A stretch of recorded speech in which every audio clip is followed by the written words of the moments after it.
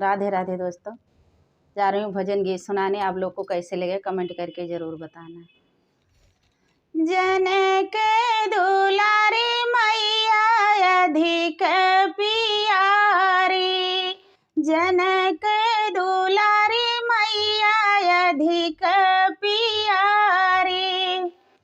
भैया के भय मैया नित उठी गावे, भैया के भय मैया नित उठी गावे।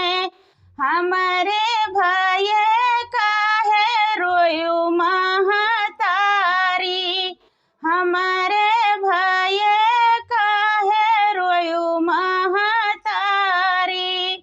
जनक दुलारी मैया अधिक पियारी, भैया कदिहु मैया अन धन सोनवा, भैया कदिहु मैया अन धन सोनवा।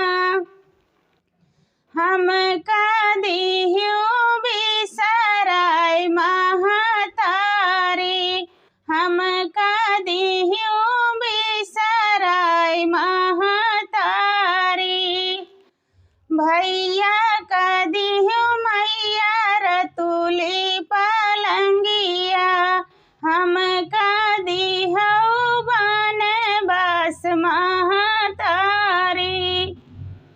जनक दुलारी मैया अधिक पियारी, भैया कदिहु मैया अन धन सोनवा, हम कदिहु बिसराय महतारी।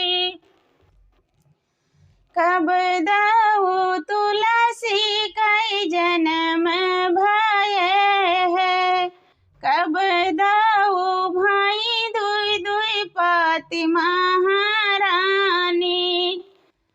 सावन तुलसी कई जन्म भय है, भादऊ भाई दुई दुई पाति महारानी, भादऊ भाई दुई दुई पाति महारानी। कब दऊ तुलसी कई ब्याह भय है, कब दऊ गई ससुरारी महारानी। कार्तिक तुलसी कई ब्याह भय है, अगहन गई ससुरारी महारानी, अगहन गई ससुरारी महारानी।